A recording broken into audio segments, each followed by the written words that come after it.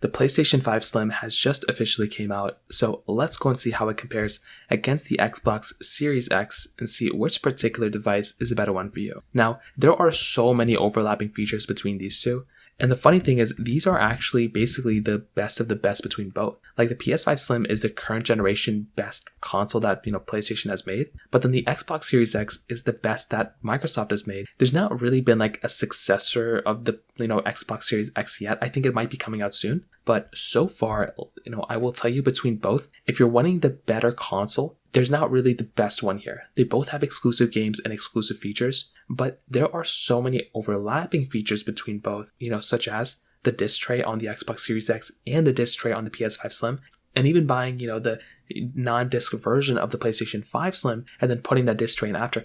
Like, you have that type of capability on the PS5 Slim, which is actually a very cool thing. So both of them have disc trays, which is really cool. The thing I like a little bit about the Xbox Series X right now is that one, it's a little bit cheaper on Amazon than the PlayStation 5 Slim. So if we're comparing, price tag per price tag, because the Series X has been out for so long now, you can buy that thing for substantially cheaper in the used market than the PlayStation 5 Slim. You're not really going to run into too many problems from an availability standpoint. Like, you're still going to be getting basically the same type of, capability between both. So that is something that's really cool.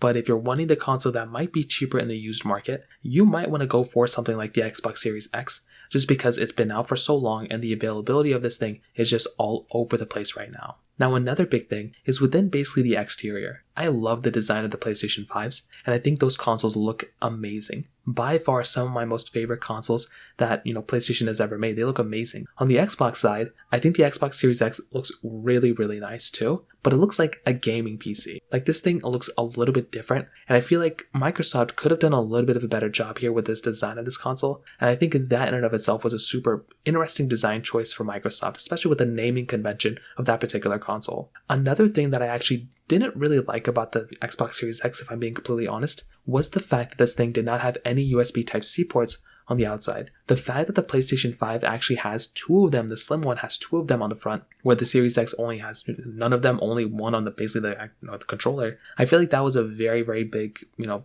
drop, like a very, very weird thing that Microsoft did, especially with Microsoft being this massive technology company with so much capability, so much like R&D research. Like, they have endless billions and billions of dollars they can spend on this thing, and they didn't put a USB Type-C port on this console. Is just kind of weird to me. So I would kind of say the exterior of the body probably goes and sways a little bit more for the PlayStation 5 Slim than for something like the Xbox Series X. On top of that, I will say, and when it comes down to the power between both, there's a lot of overlap here for sure. So the thing between both is that the Xbox Series X and the PlayStation 5 Slim both have 8 core, CPUs inside. The Xbox Series X is actually technically a little bit more powerful because it does have a little bit of a higher rated GPU, but realistically speaking, they kind of have the same type of internals. The Xbox Series X might be a little bit faster, a little bit more performance heavy, but it's also a bigger console, so that's one thing to keep in mind. They have the same exact amount of RAM, they have the same resolutions they can output to, and they have the same exact frame rates that you can actually use as well.